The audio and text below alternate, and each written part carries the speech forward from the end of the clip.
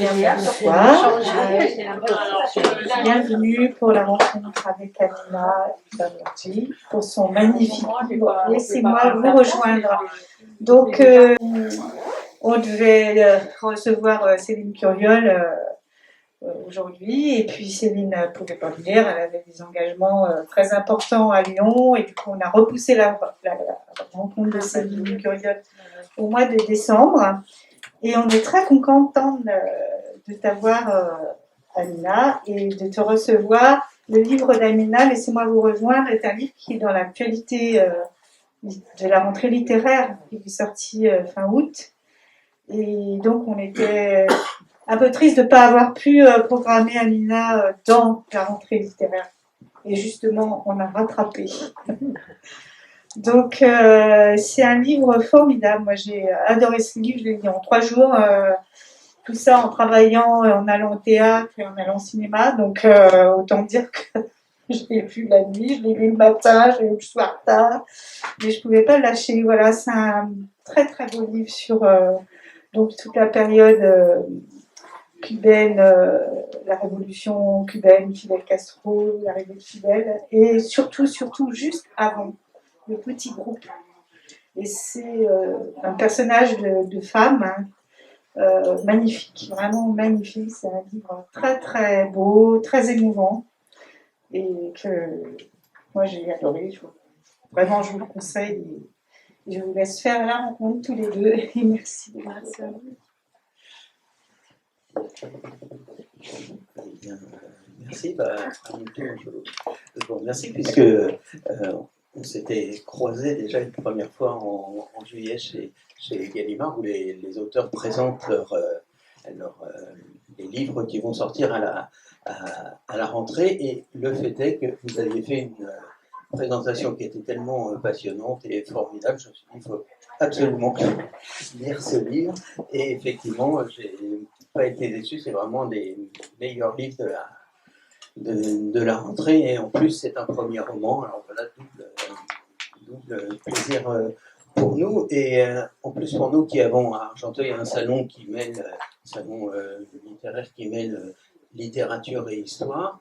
Là c'est un livre qui nous intéresse au premier chef, puisque comme Catherine l'a dit, ça va nous parler de Cuba, des premières des années, disons, 51 à 53, en gros, puisque la révolution réussit à Cuba en 59, mais là, on va assister aux prémices, en fait, de cette révolution à travers un personnage qui est tout à fait fascinant, Aïda Santamaría, et qui est d'ailleurs, je crois, la seule femme qui était au comité central, qui a non seulement participé au premier moment de la Révolution, mais qui est une figure majeure du pouvoir à Cuba jusqu'en 80. C'est le moment où on la trouve au début du livre, où elle va se suicider. Enfin, elle projette de se suicider, probablement par beaucoup de choses, notamment par dépit et désenchantement, disons. Et elle va nous raconter, donc c'est elle qui est la narratrice du livre, et qui nous raconte ses souvenirs, les gens qu'elle a aimés, la Révolution, etc. Et peut-être, puisqu'on en parlait tout à l'heure, à moins que vous vouliez dire un mot tout de suite, on pourrait commencer par une lecture d'un petit paragraphe, simplement pour faire entendre le style de cette auteur. Bonsoir. Vous m'entendez ? Oui. Bonsoir. Tout d'abord, je vous remercie déjà pour cette présentation. Vous nous avez présenté, on est déjà plongé dans le roman avant même que je le lise, que je lise ce paragraphe. Et puis merci à vous toutes et tous d'être là ce soir, parce que vous êtes nombreux et ça me fait vraiment plaisir. Et je vais commencer par cette lecture. Donc, oui, c'est un passage qui me tient à cœur parce qu'il me semble que justement le mot que vous venez de prononcer, Nicolas, qui est désenchantement, désillusion, dépit, Et dans ces pages, ce ne sont pas les premières pages du roman, mais c'est la deuxième fois que Haïdé de 1980 qui projette de se suicider prend la parole, et c'est le moment où elle annonce ce projet, mais aussi où elle parle à ses destinataires. On est donc le 26 juillet 1980. Non, le 26 juillet, pour moi, n'a rien à voir avec de la timidité, et encore moins avec la crainte de commettre des erreurs. C'est vrai que ma mémoire peut me jouer des tours, mais les témoignages des autres dirigeants que la Révolution republie chaque année sont des garde-fous pour mon imagination. D'ailleurs, la plupart du temps, je me tais. J'écoute les autres, Fidel, Raoul, Melba et Jesus, parler. Mais le soir, chez moi, les souvenirs, gonflés par mon silence, éclatent dans le noir. J'ignore pourquoi je n'allume pas la lumière. C'est que la Havane m'éclaire suffisamment derrière la baie vitrée. À droite, l'océan n'a pour scintiller que le filet soyeux du phare qui passe et repasse. J'aime être comme en lui. Me déplacer dans l'obscurité de mon salon, une bouteille de vodka glacée dans la main. Me cogner la hanche contre la grande table et gémir, sans personne pour me le reprocher. Ce soir, je suis seule. On ne me blâmera pas pour la porte du congélateur qui s'ouvre en grinçant ou pour les éclats de glace sur le sol de la cuisine. Je peux, pieds nus, dévisser le bouchon, coller le goulot gelé à mes lèvres et boire. Armando m'a quitté. Il est parti comme ça en laissant une lettre. Enfin, j'imagine que c'est une lettre, mais il pourrait avoir glissé autre chose dans l'enveloppe. Un billet de 3 pesos à l'effigie Bucci. Il m'en a toujours voulu d'avoir soutenu Ernesto à la direction de la Banque nationale. J'ai dû, pour me faire pardonner, jouer de mon influence auprès de Fidel, pour qu'il devienne ministre quelques années plus tard. Ou c'est peut-être une photographie, une de celles où nous nous embrassons à pleine bouche, déchirés en deux. Armando est ta mère, je le sais. C'est pourquoi je n'ai pas ouvert l'enveloppe.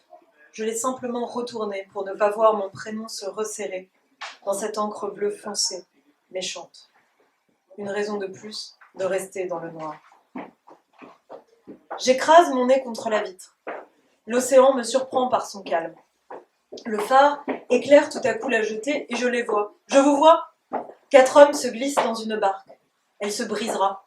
Elle éclatera en morceaux contre une vague dans quelques kilomètres à peine, bien avant que vous n'aperceviez la terre américaine. Alors, à quoi bon décrocher mon téléphone ? Prévenir le chef de la police pour qu'il ordonne à 3 jeunes policiers qui ont déjà eu leur compte de rhum pour la nuit de vous rattraper ? Oh, vous qui faites doucement glisser vos rames, je vous connais. Allons, si j'ai appris quelque chose à mon âge, c'est de vous. On ne retient pas quelqu'un de partir. Pourtant, ce verbe « partir » est devenu depuis quelques mois un refrain. Il est écrit en gras sur les couvertures de nos journaux. Il fait taper du poing Fidel. Il le pousse en pleine réunion du comité central, quand on fait le décompte des Cubains qui se tirent, à balancer son cigare, attisé comme une braise, à travers la pièce. 10 000, Fidel. 100 000. Est-ce que le pays entier va disparaître dans l'océan ? Alors, il a voulu faire des exemples. Il a demandé aux soldats de tirer sur les embarcations, même si elles sont loin, qu'ils les canardent. Parfois, les corps tombent et les radeaux dérivent, vides. D'autres fois, les cadavres restent à bord, droits, bien assis, et continuent leur chemin. Je vous vois, j'ai envie de le crier par la fenêtre. Je vous vois et je ne vous dénoncerai pas. Mais oui, c'est moi, au dernier étage, cette tignasse noire suspendue au-dessus du vide. Je suis la camarade Haïdé Santa Maria, l'héroïne de la Moncada, la dirigeante politique, la seule femme qui a sa place au comité central. Et ce soir, je vous le promets, avant votre disparition, je vous raconterai tout.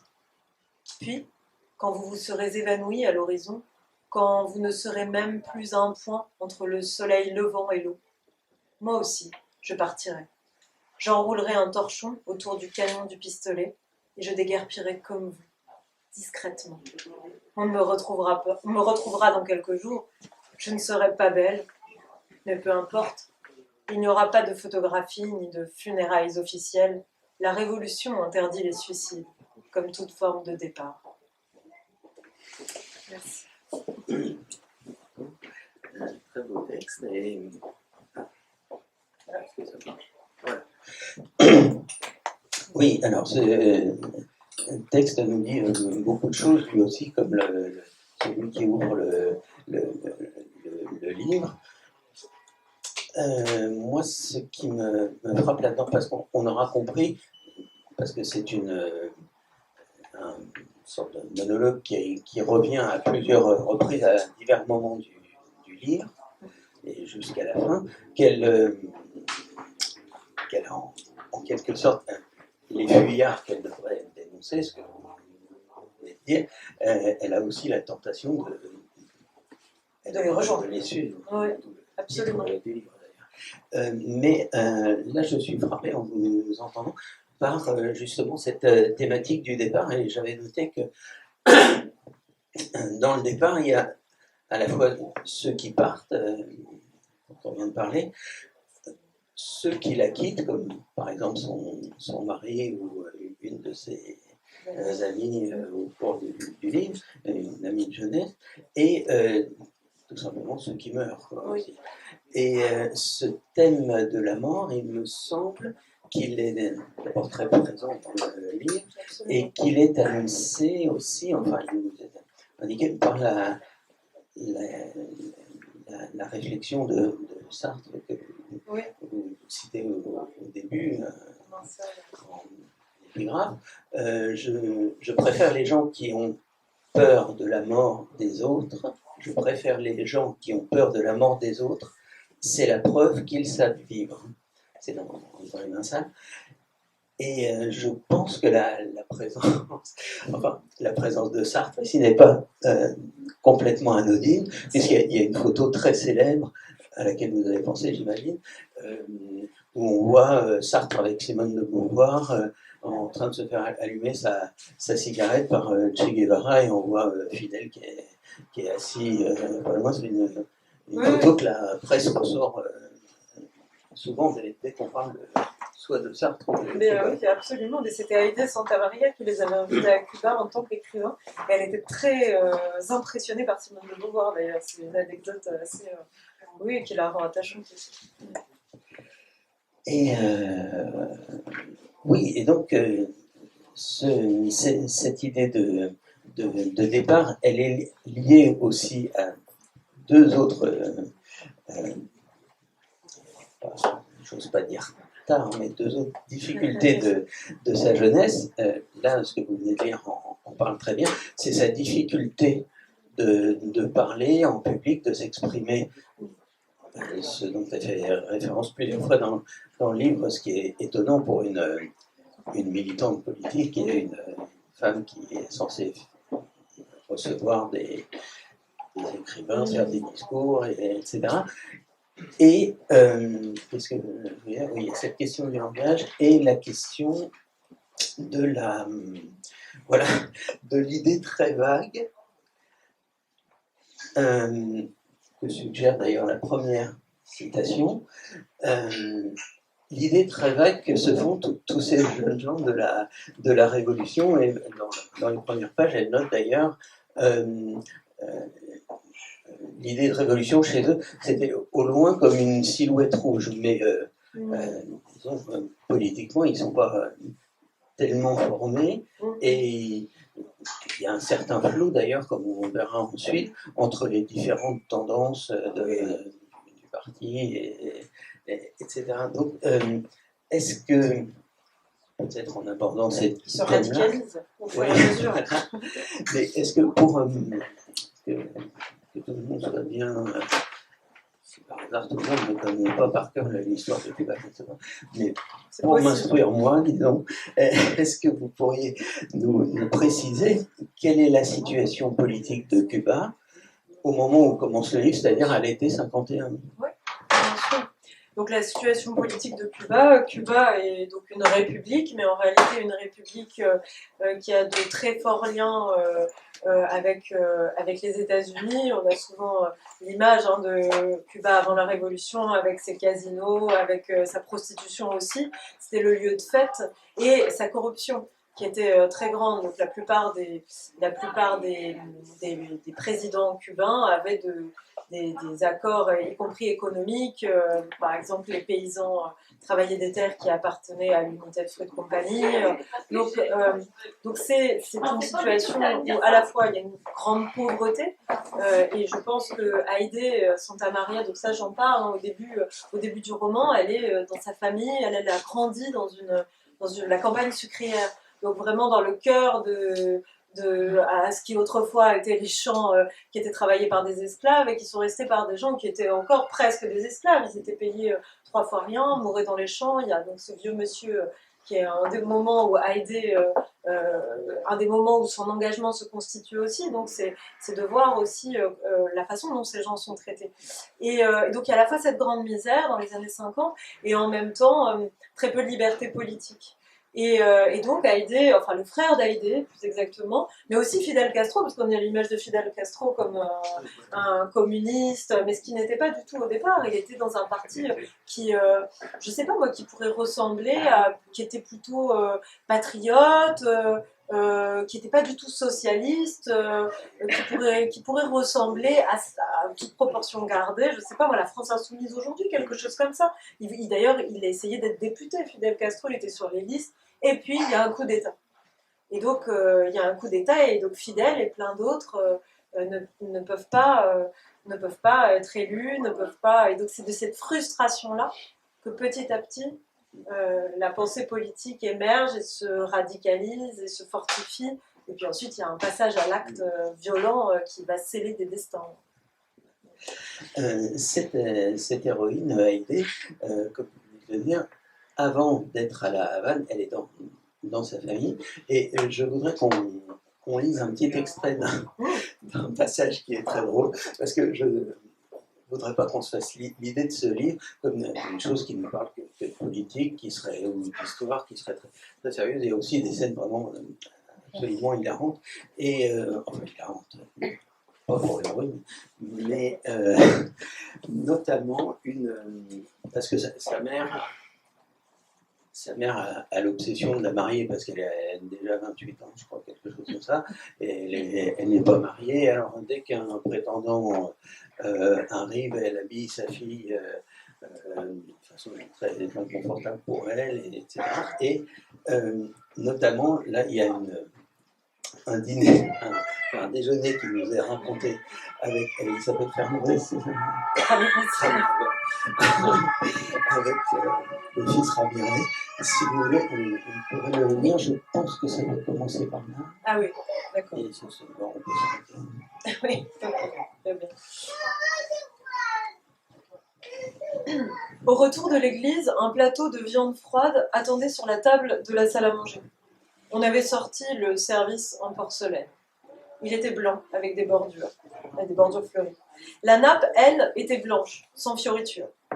Je me retrouvais assise à gauche du fils Ramirez, en face de lui, ma mère, à sa droite, mon père, dont les yeux, mieux ouverts depuis, manquaient encore d'éclat. Ramirez se tenait les jambes écartées sur sa chaise. Son pantalon remontait au-dessus de sa chaussette, découvrant des poils touffus. C'était un sermon plein de profondeur, a-t-il dit en se servant une tranche de roast beef.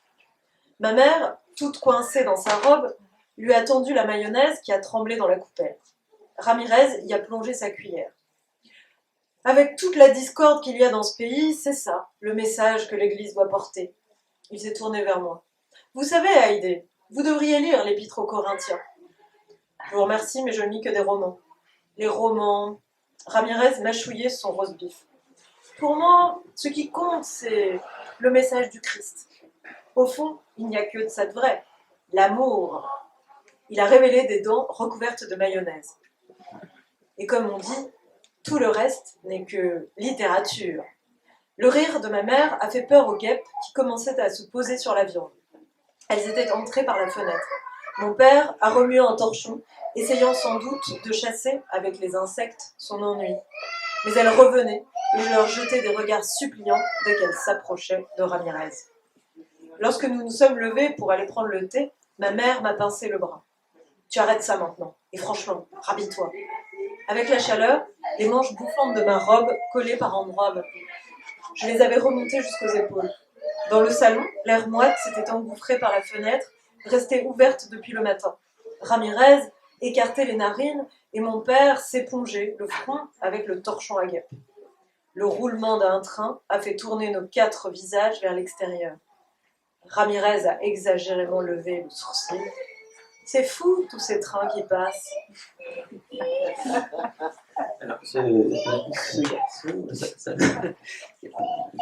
parfait imbécile, emmène la fille ensuite faire une sorte de promenade. Voir comment les ouvriers travaillent. Voilà, voir comme les ouvriers travaillent, et c'est là qu'il va révéler à la fois son abjection et elle va prendre conscience à ce moment-là de la misère, de la révolte, un sentiment de révolte, elle va la prendre. Et je souligne ça parce que souvent, m'a-t-il semblé, dans votre livre, à chaque fois qu'il y a soit une scène amusante ou une situation lumineuse, par exemple quand un personnage est heureux ou un truc comme ça, c'est toujours contrebalancé juste après par une situation tragique. Et il y a une sorte de contraste comme ça qui est fait parfois même à l'intérieur d'un même chapitre. Je donnerai un exemple tout à l'heure. Est-ce que c'est volontaire? Non, vous me le faites découvrir, mais je me dis qu'effectivement, et puis il y a de toute façon ce balancement même dans la structure, en fait, entre pulsion de vie, pulsion de mort, la fin de sa vie, la jeunesse. Donc oui, je trouve ça très intéressant. Et ça rend les choses d'autant plus tragiques qu'on vient d'une situation soit amusante, soit heureuse. Oui. Et, ah oui. Alors, il y a une autre chose qui caractérise la Haïdé de 1980, puisqu'elle revient plusieurs fois entre ses souvenirs, c'est qu'elle se considère un peu, parce qu'elle a une photo d'elle, elle se considère un peu sous le regard de la jeune fille qu'elle a été. Et en fait, c'est un peu la jeune fille qu'elle a été qui la juge, dont on peut dire on a l'impression qu'elle peut la juger assez sévèrement, voilà, c'est ça. Et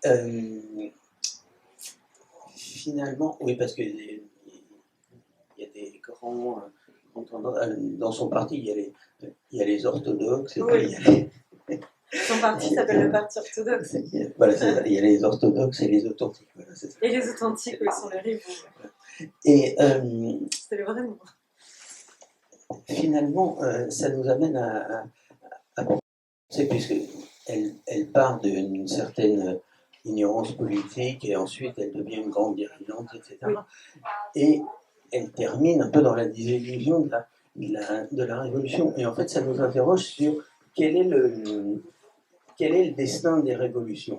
Alors, finalement, est-ce que les révolutions n'aboutissent pas toujours plus ou moins à une impasse ou à un régime fort, enfin disons fort. Et même au sens large, le destin des engagements. En fait, c'était une réflexion aussi sur l'engagement qui m'intéressait, c'est-à-dire on pourrait le transposer même à d'autres types d'engagement, l'engagement professionnel, l'engagement même amoureux. À quel moment on s'engage dans quelque chose avec des idéaux, avec une force de vie prête à changer la vie d'un certain point de vue, et à quel moment cet engagement devient-il mortifère? À quel moment se trahit-on? Et je pense qu'effectivement, ce moment où elle mentionne ce portrait qu'elle a sur son bureau de dirigeante politique, devenue sévère, devenue autoritaire, devenue dure, extrêmement dure, et qu'elle voit cette jeune femme la regarder, elle ne peut que se sentir jugée. Elle ne peut que sentir cette perte, et ce personnage extrêmement mélancolique qui a perdu des gens, mais perdu aussi une partie d'elle-même, je pense. D'ailleurs, bon, elle dit... à ce moment-là, en parlant de sa jeunesse, à ce moment-là, il y avait diverses tendances. Oui, à l'époque, c'était encore possible. Ah oui, ça c'était un petit trait d'humour. oui. Parce que là, c'était partie unique en 1904. Et Voici Un petit passage très court aussi qui me plaît beaucoup, si vous Oui, avec plaisir. Non, absolument pas. Pour lire tout simplement peut-être le le premier paragraphe qui commence ici et s'arrête là. En fait, je l'ai choisi pourquoi? Parce que ça nous parle, c'est une description un peu physique du pays, hein, une approche sensuelle du pays. C'est une saison des pluies, il y a une tempête qui est annoncée, sur laquelle on peut parler un peu après, mais vous verrez, le style là encore est très lyrique, bien qu'annonçant quelque chose de plus grave.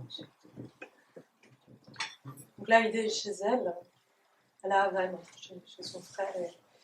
La pluie martelait la vitre si fort que je n'ai d'abord pas entendu qu'on tapait à la porte. Les gouttes s'écrasaient contre la fenêtre, puis dévalaient en flots torrentiels la façade de l'immeuble, lavant et emportant tout sur leur passage, arrachant les gouttières que récupéraient joyeusement les enfants dans la rue. Ils avaient bravé les cris de leur mère, courbés sous des parapluies prêts à céder, pour jouer dehors, pieds nus, rieurs et frissonnants, fendant l'eau qui leur arrivait jusqu'à la taille. Seuls quelques taxis s'aventuraient de temps en temps dans cette rivière qui était devenue la chaussée, faisant rouler dans l'eau écumante leurs pneus à moitié engloutis. Cela faisait 2 jours et 2 nuits que la Havane était plongée dans ce bain bleu-gris et ce bruit assourdissant, continu, si intense que je me levais souvent pour vérifier que les fenêtres restaient closes. Je trouvais alors de nouvelles flaques sur le sol et la peinture sur le bois du cadre, encore plus gonflé, craquelait. Je donnais un coup de serpillière, puis retournais allonger mon corps crasseux, affamé, sur le canapé. Son rembourrage si usé, son cuir si distendu, qu'il conservait longtemps l'empreinte de ma silhouette.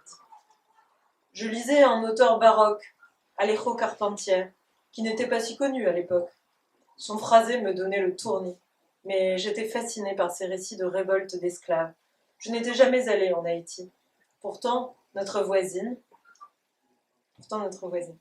la porte qui n'était qu'une fine labelle de bois tremblait. « Allez, on sait que tu es là. » Merci. Cette tempête, qui est annoncée parce que c'est la saison en fait, précède aussi une tempête politique qui va arriver.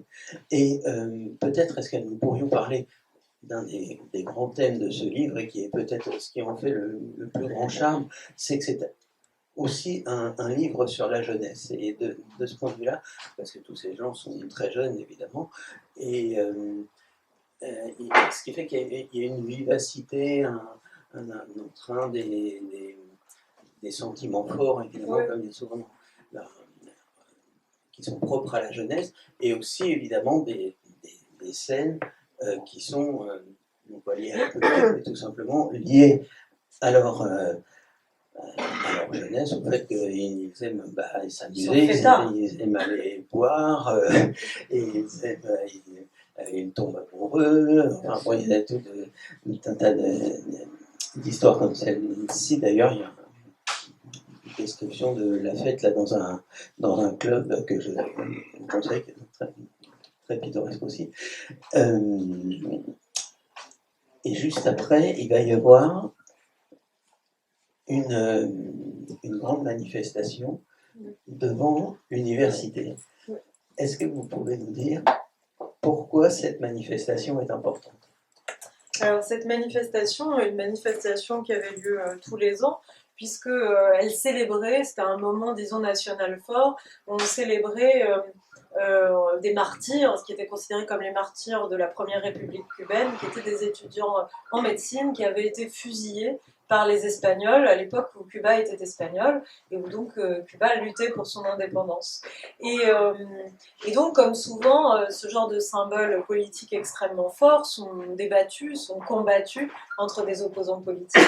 Et le groupe d'Aïdé cherche à imposer ses vues à ce moment-là et à montrer que finalement l'indépendance, et c'est tout le discours ensuite d'ailleurs qui sera développé par la Révolution, mais que l'indépendance à ce moment-là n'est pas tout à fait faite, que les liens de dépendance sont encore très forts avec les États-Unis, et donc qui clame une véritable indépendance pour Cuba à ce moment-là, et c'est très important pour le personnage d'Aïdé surtout, puisque c'est la première fois qu'elle s'investit pleinement dans une tâche politique. Elle est en charge de l'organisation logistique de la manifestation, et elle est terrorisée parce qu'elle a peur d'être arrêtée, parce que c'est la première fois qu'elle va aussi tout simplement dans une manifestation aussi grande, elle qui vivait dans une petite bourgade à la campagne, dans la campagne sucrière, donc elle est très impressionnée aussi. Et donc ce passage m'a intéressée, mais là je rebondis aussi sur la question de la jeunesse, parce qu'effectivement, moi ce qui m'intéressait dans cette femme, ce qui m'a fascinée aussi, et ce que j'avais envie de raconter, c'était la jeune femme pleine de doutes, avant de devenir cette icône, cette grande dame qu'on connaît, et donc avant que son histoire soit figée. Donc là, on la voit vraiment dans ses fragilités. Et, il se passe quelque chose aussi pendant cette manifestation, c'est qu'un personnage inattendu va surgir et en quelque sorte tourner la manifestation à son avantage, et il faut dire qui c'est. C'est Batista. Batista, bien sûr. Batista qui va devenir le dictateur. Qui va faire le coup d'État. C'est la première apparition dans le roman également, bien sûr, de Batista, qui sera le dictateur contre lequel se soulèveront les révolutionnaires plus tard. Mais oui, c'est la première fois qu'il apparaît dans le roman. C'est un... Enfin, bon, on en parlera, mais il y a aussi dans ce passage, enfin tout ce qui concerne la jeunesse, notamment dans ces pages-là, une très belle phrase, une très belle ligne, de très beau paragraphe sur la naissance du sentiment amoureux. Ah oui. Parce que c'est drôle, mais c'est parce que après une soirée au club où ils sont pas mal enivrés, la narratrice Aïdé se jette sur un des militants, l'embrasse, et donc c'est le commencement de leur histoire d'amour. Et la naissance, enfin les 3 semaines où elle décrit son état elle a l'impression de voler, où elle a l'impression que tout va bien, est vraiment très bienvenue. C'est vraiment un des beaux passages du livre. Cette jeunesse, ces sentiments amoureux, ils sont liés aussi à une certaine pureté. Et cette pureté, est-ce que ça n'est pas aussi ce qu'ils cherchent dans la politique, puisque par exemple, ils ne veulent pas faire d'alliance avec des gens avec qui ils pourraient éventuellement gagner des élections. C'est pas aujourd'hui que ça arriverait. Mais par exemple, ils ne veulent pas faire des... je ne sais plus quelle est l'expression qui est en pas de pacte avec les... Ah oui, avec les traîtres, oui. je ne sais pas quoi parler. Et oui, voilà, ça aussi c'est une réflexion sur la politique finalement. Est-ce qu'il vaut mieux, comme tente à prouver la suite du roman, s'allier avec des gens avec lesquels on n'est pas a priori complètement d'accord, mais pour une cause commune, ou alors est-ce qu'il faut rester pur, mais risquer d'arriver à rien? Oui, non, c'est une réflexion, c'est très juste, c'est une réflexion sur la pureté, et même sur la pureté au sens large, et d'où aussi l'épigraphe, Les mains sales de Sartre. Ce qui m'intéressait, c'était aussi de réfléchir à la question de l'idéalisme, qui est éminemment liée à celle de la pureté, et de considérer que peut-être cet idéalisme, en tout cas pour elle, est une forme de maladie mortelle, puisque elle en meurt de son idéalisme et de tous les sacrifices. Et puis au cœur du roman, il y a un autre sacrifice qu'elle est obligée de faire, qui est un sacrifice très fort pour pouvoir aller combattre. Je ne veux pas non plus tout révéler. C'est dommage parce que j'avais une question là-dessus. Je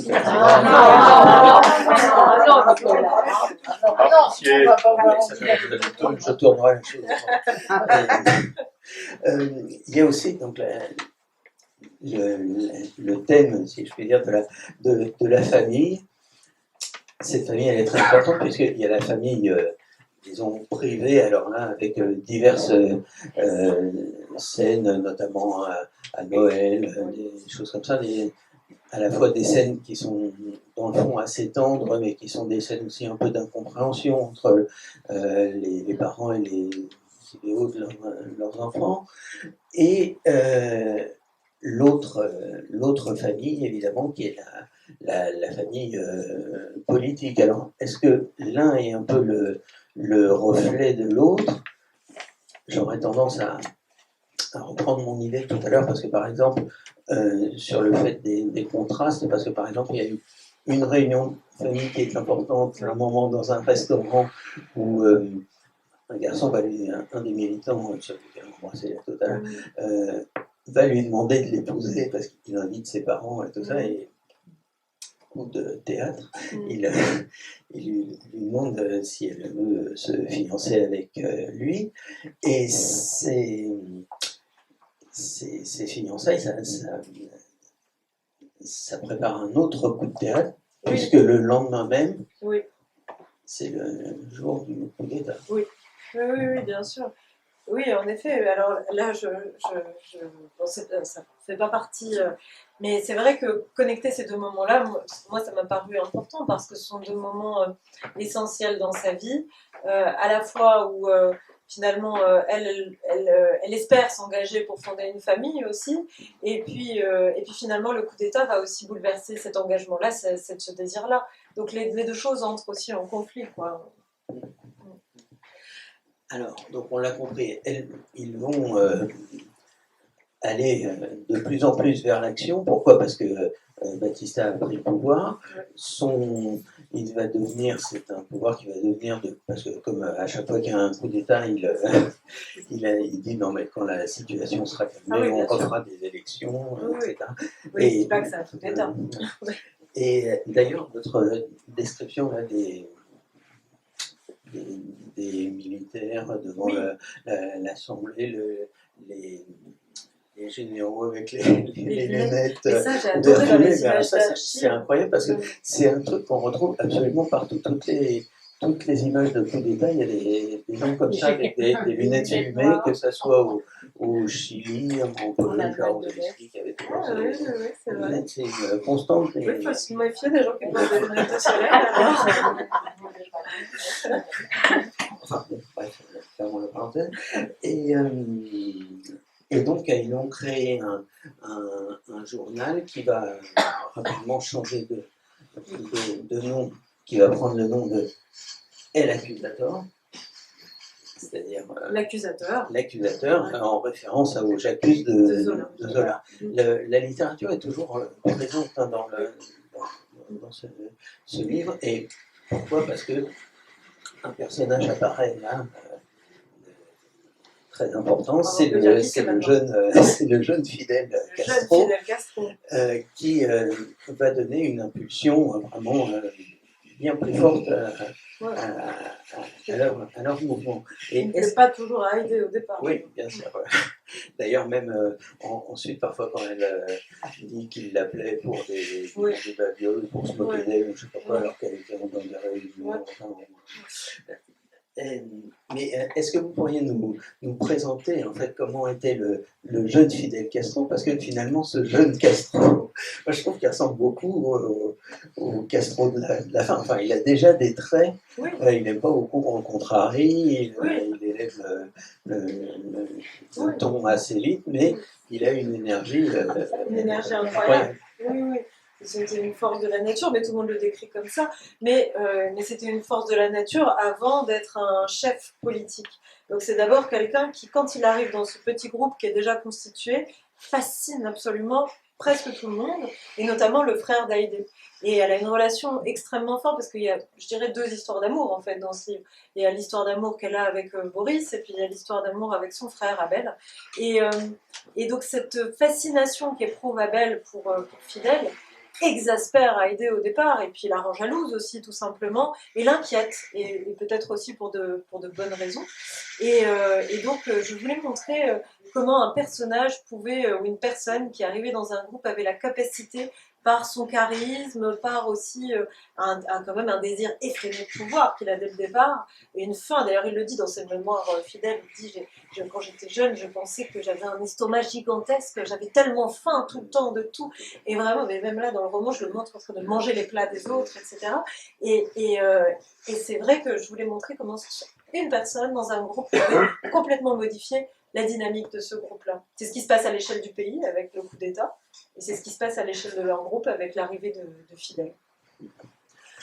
Je viens de voir que j'ai sauté une citation, si on a le temps de la lire éventuellement, parce qu'il y a une scène absolument extraordinaire à propos de ce journal, parce qu'ils font un journal clandestin, où d'ailleurs on retrouve là encore toutes les images qu'on a en tête quand on voit par exemple des documentaires sur la résistance, les gens qui fabriquent des journaux clandestins. Ben là c'est exactement pareil, quoi. Oui, c'est une époque qu'on ne connaît plus avec Internet maintenant. Oui, ouais. Et donc ils mettent les feuilles de journal à sécher, il y en a beaucoup qui passent par la fenêtre, et je trouve ce passage absolument extraordinaire sur le plan littéraire et romanesque, parce que là, on a vraiment, en une page et demie, d'abord une scène très rapide, et surtout une situation qui passe d'une situation un peu de bonheur, lumineuse, avec un temps très clair, à une situation extrêmement sombre. On passe vraiment de la lumière à la clarté dans ce passage. Ouais. Le soleil surplombait les feuillages. Les hirondelles se réfugiaient sur les branches noueuses du grand ficus en face de la fenêtre. Elles y rétractaient leurs serres grises. J'ai poussé les vitres. Mes paumes y ont laissé 2 empreintes sales. Le chant doux et flûté des oiseaux a fait sortir nos 7 têtes. Les plumes bleues sur leur dos brillaient comme de l'ardoise. Leur ventre était blanc. Puis, le vent s'est levé. Il baladait les nuages dans le ciel. Leur grande ombre passait à toute vitesse au-dessus de nous. Les feuilles des journaux bruissaient sur le sofa. Elles lui faisaient des centaines d'ailes capricieuses. Un courant d'air plus violent s'est engouffré dans le salon. Elda a plaqué ses mains sur sa jupe. Le col d'Abel lui est remonté jusqu'à la glotte. Un exemplaire s'est envolé par la fenêtre. Abel a crié. Il a tendu la main au dehors pour essayer de le rattraper. Ses doigts ont effleuré le coin des pages. Il a failli basculer. Le journal jonchait le sol au milieu des fleurs de flamboyant. J'ai couru à en perdre haleine. J'ai descendu les escaliers. Le journal était là, à 2 mètres de moi. Il volait. Mes pieds écrasaient les pétales rouges vifs. Il trempait mes bas. Dans les rues en damier, les passants tournaient la tête. Ils souriaient, ils m'encourageaient. « Allez, Nina !» Le vent me fouettait le visage. Il m'emmêlait les cheveux. Les nuages se gonflaient de noir. Les rues s'obscurcissaient. Le journal s'est coincé dans une grille d'évacuation. Une dame s'est baissée pour le ramasser. Elle aurait voulu me le tendre, m'aider à reprendre mon souffle. « Ne te mets pas dans cet état, Nina !» J'ai plongé au sol pour l'atteindre avant elle. Mes coudes se sont éraflés sur le bitume. J'ai attrapé les pages cornées, pleines de terre.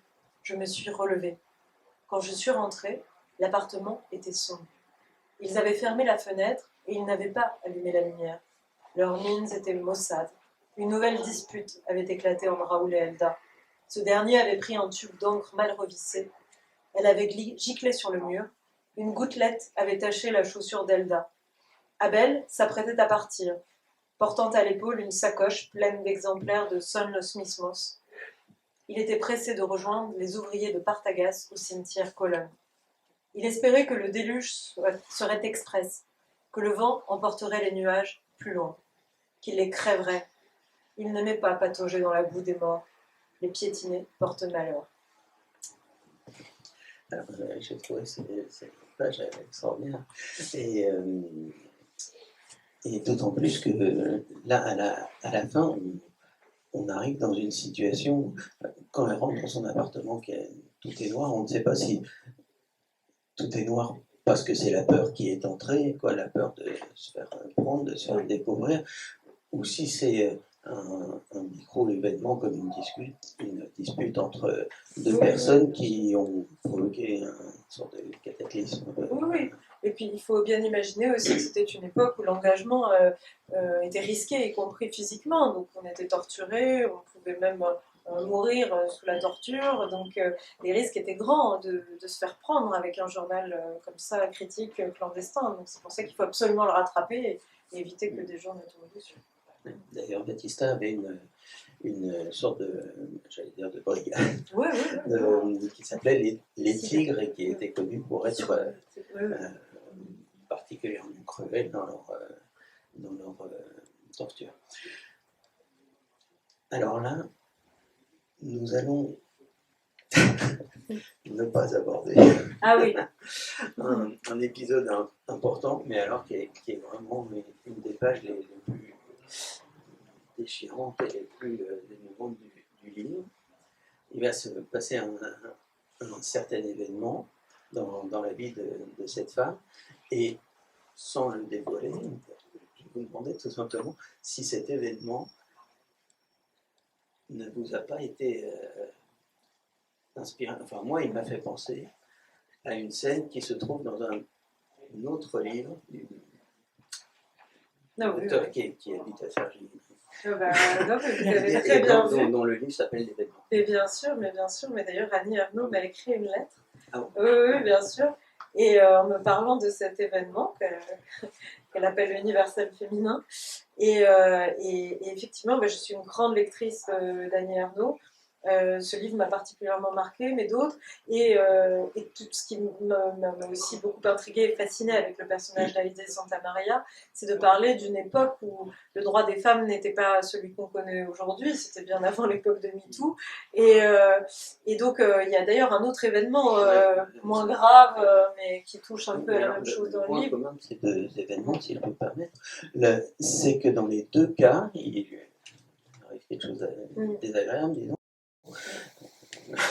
Et dans les deux cas, elle n'en parle pas à son fiancé. C'est vraiment le silence. Exactement, mais c'est la solitude de ces femmes qui étaient confrontées à devoir gérer des choses interdites dans la société, qui pouvaient mettre en cause leur corps, à assumer des risques qu'elles prenaient finalement à deux, mais dont elles se retrouvaient les seules à devoir assumer. Et donc c'est l'extrême solitude aussi de ce que peut être la condition féminine, et notamment la condition féminine engagée, parce que si elle se tait, c'est aussi pour pouvoir continuer à participer aux réunions politiques, pouvoir continuer à avoir sa place aussi. Et d'ailleurs, à un moment, quand ils commenceront l'entraînement armé, souvent, elle voudra absolument participer, mais on sent bien que les femmes sont, même chez les révolutionnaires, mises un peu à l'écart. On leur dit, vous vous occuperez de l'infirmerie, vous soignerez les blessés, etc. Et donc, bon, on ne va pas raconter toute la fin du livre, qui d'ailleurs est très romanesque, hein, parce qu'on lit ça, on sait que ce sont des événements historiques en quelque sorte, mais on le lit vraiment comme parfois un roman je ne sais pas dire d'aventure, mais presque. Vous savez qu'il y a une Haïdé dans Le Comte de Monte Cristo, qui est un formidable livre d'aventure. Oui, c'est son esclave, qui est en fait une princesse. Elle s'appelle Haïdé. Donc il y a quelque chose, et donc il y a des cigares Monte Cristo à Cuba, donc voilà, on peut parler de roman d'aventure. Et oui, donc il se passe toute une aventure. À un moment, ils vont, après s'être bien entraînés, ils vont aller à Santiago, puisque c'est là qu'ils vont tenter un premier coup d'État. Enfin, ils vont essayer de renverser le pouvoir. Mais moi, il y a une scène qui m'a beaucoup frappé, c'est que pour aller à Santiago, elle prend le train. Oui. Et dans le train, il se passe diverses choses, et elle rencontre un jeune homme, et pour être, disons, tranquille, ou pour d'autres raisons, elle retire sa bague de fiançailles qu'elle perd. Et cette perte, finalement, est-ce qu'elle annonce pas d'autres choses, quoi? Est-ce que c'est pas déjà un peu, d'abord la perte peut-être tout simplement de l'être aimé, et aussi la perte de certaines illusions. Oui, bien sûr, oui, c'est un présage funeste, disons, dès le départ. Mais moi, ce qui m'a intéressé aussi dans cet épisode du soldat du train, c'est l'espèce de... Parce que dans le récit, quand on entend le récit révolutionnaire, géographique, on n'entend jamais parler d'angoisse, de peur, alors que c'est quand même une poignée de jeunes qui sont, qui peuvent nous ressembler sociologiquement, qui n'étaient pas du tout prédestinés à prendre les armes et à attaquer la deuxième caserne du pays. Enfin, ça n'a rien de vraisemblable comme geste aujourd'hui. Et donc, à aucun moment, l'angoisse, espèce de vertige n'est mentionnée. Et pour moi, cet épisode un peu où elle s'amourache, en fait, d'une certaine façon, de façon très rêveuse, du soldat qui lui tient compagnie dans le train, c'est aussi ce moment de vacillement avant un grand engagement. Ce moment de doute, ce moment où on rêve d'une autre vie complètement différente qui pourrait être possible. Et la bague réapparaît après.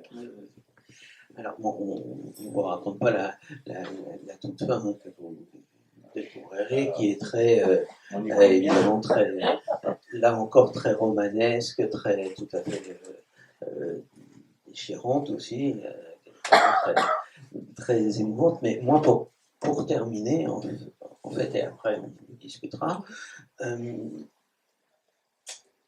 me suis posé la question de finalement quelle est la leçon, quelle est la morale de ce livre. Qu'est-ce que vous avez voulu dire par là? C'est-à-dire, premièrement, cette révolutionnaire, cette jeune fille dont on apprend les premières années, dont on suit, pour laquelle on se passionne, et on se passionne non seulement pour elle, mais aussi pour tous ses amis qui sont tous des personnages très, très forts, notamment les personnages féminins.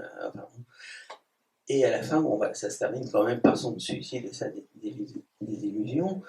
Et ce que je me demande, c'est quel est le sens finalement d'une vie, quoi. Quel est le sens de sa vie à elle, quoi. Qu'est-ce qui était important? Est-ce que l'amour était plus important, la révolution plus importante, ou est-ce que les deux sont d'un même mouvement? Oui, en fait, je ne sais pas si on peut opposer les deux, c'est peut-être plutôt une manière de les vivre. Et effectivement, c'était une réflexion moi, qui m'a poussée aussi à m'engouffrer dans ce personnage, une réflexion sur l'idéalisme, comme je disais tout à l'heure, et le sacrifice, et ce moment de grande dureté, et comment parfois pour des idéaux, des idéaux qui sont pour aider politique, mais qui peuvent être d'autres ordres. On a peut-être autour de nous des gens très endurcis par leurs idéaux et donc leurs déceptions, et qui continuent à chérir ces idéaux d'une façon de plus en plus déconnectée avec la réalité. Et donc c'était sur cette brisure finalement que j'avais envie d'écrire, et au moment où ça se fissure pour elle, au moment où tout se craquelle pour elle.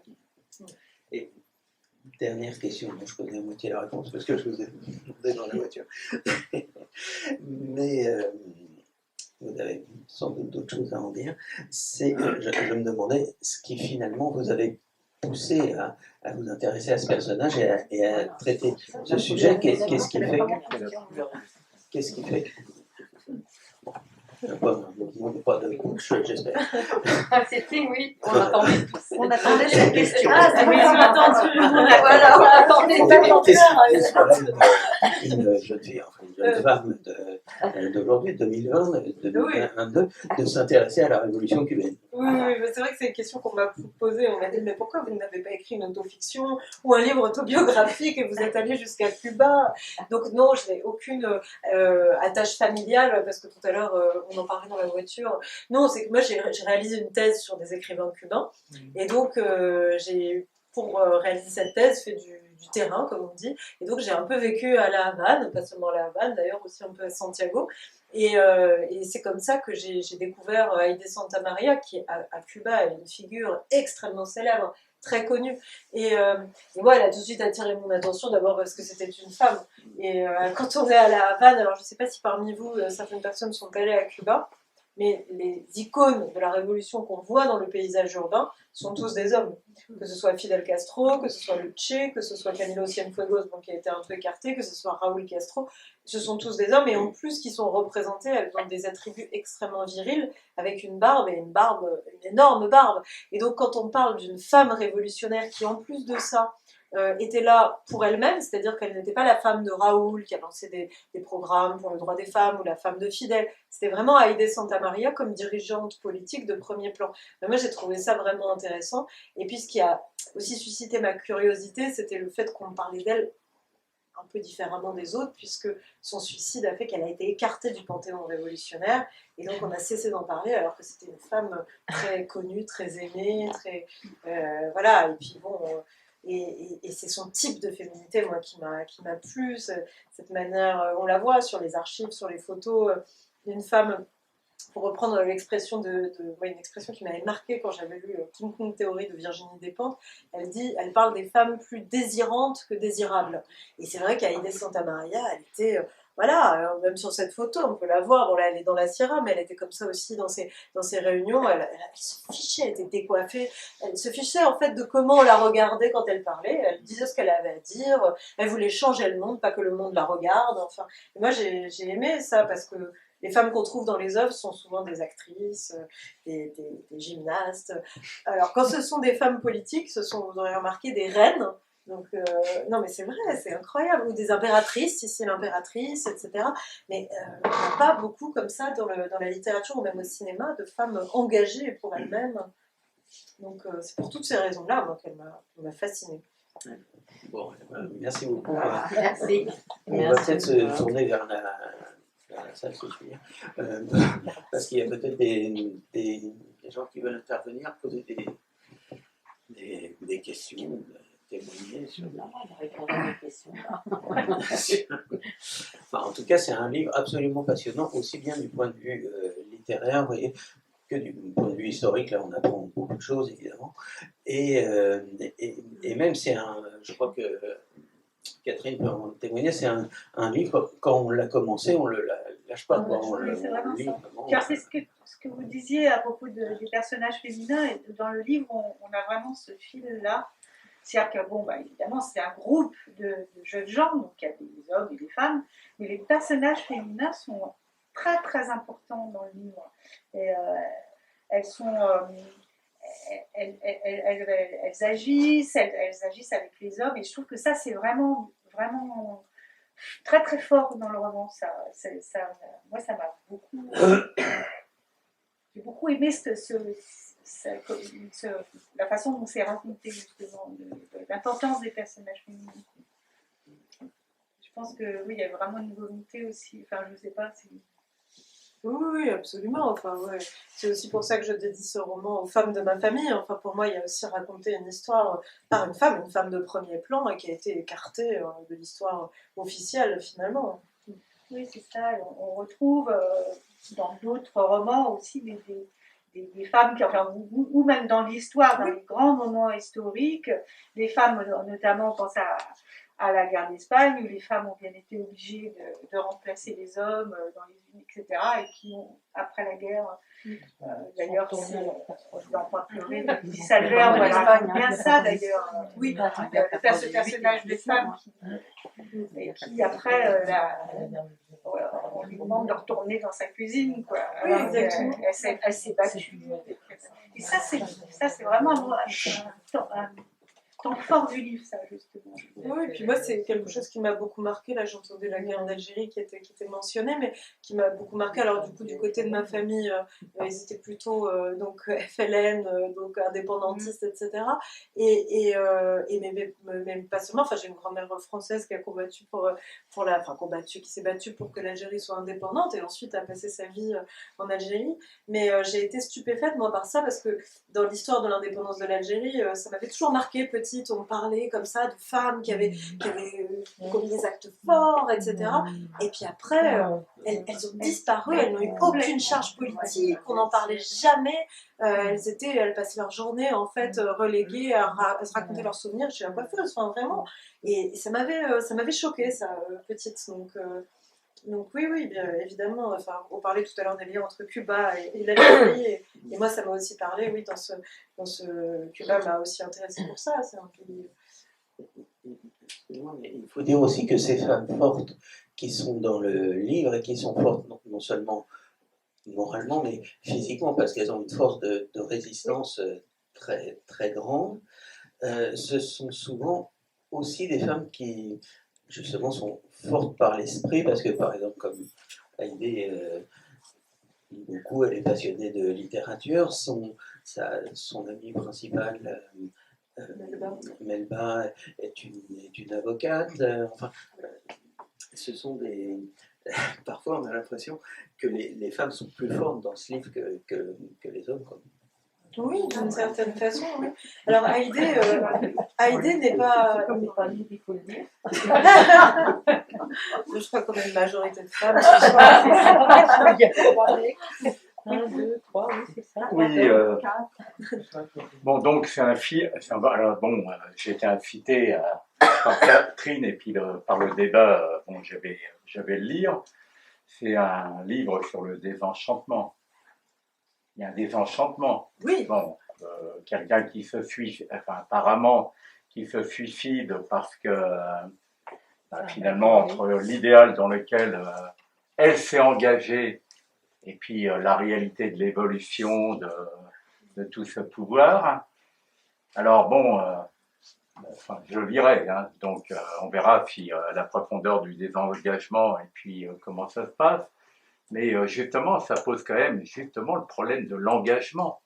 Et cette femme, bon, vous dites, bon, un jour, elle découvre la misère des paysans dans les plantations de sucre.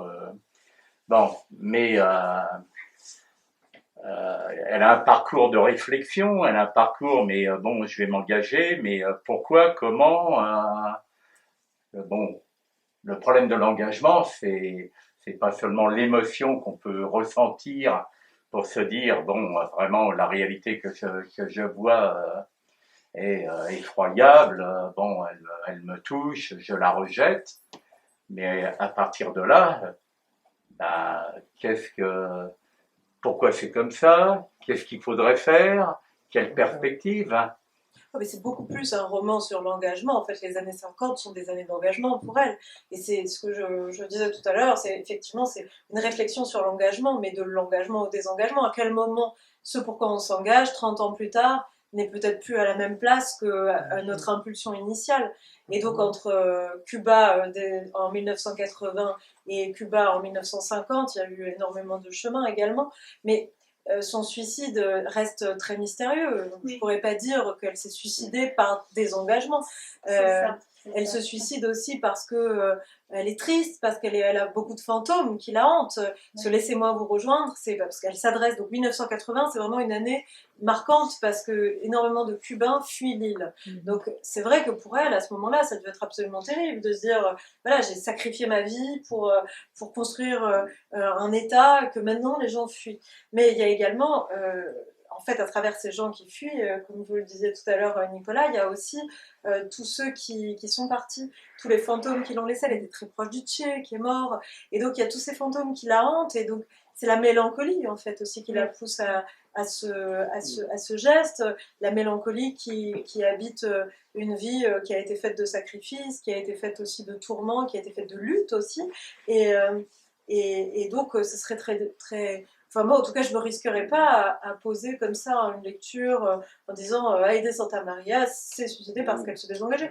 Si elle se désengageait simplement, elle aurait pu quitter Cuba. Pour aller dans le sens de ce que dit Dominique, elle ne sait pas, elle n'était pas désabusée, disons, par le fait que rien n'avait été fait, parce que entre le Cuba de Batista et celui de Castro, il y a eu quand même beaucoup de progrès, en tout cas de mieux vivre pour la population. Et oui, effectivement, c'est à la fois du désengagement, mais c'est surtout du désenchantement. Voilà, Je pense que c'est plus cette. Enfin, moi, je l'ai lu, en tout cas, le livre, je crois que ça. Déjà engagé. Elle a probablement été aussi un peu entraînée, mais encouragée, disons. Oui, bien sûr, bien sûr.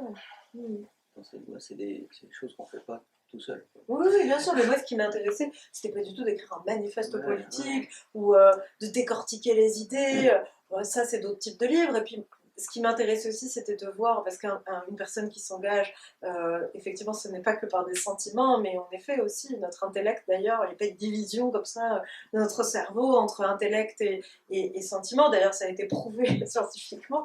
Non, mais bref, il y a un livre que j'adore qui s'appelle L'erreur de Descartes, et donc c'est un neuroscientifique Damasio qui commence souvent à penser, voilà, je fais une incursion par là, mais pour dire aussi qu'elle est mon parti pris romanesque.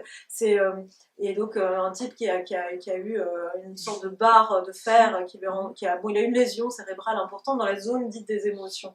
Et il se trouve que cette personne n'arrivait pas à prendre des décisions, n'arrivait pas à avoir un emploi du temps, mais n'était pas simplement gêné dans sa faculté émotionnelle, mais dans sa faculté aussi de volonté et de jugement.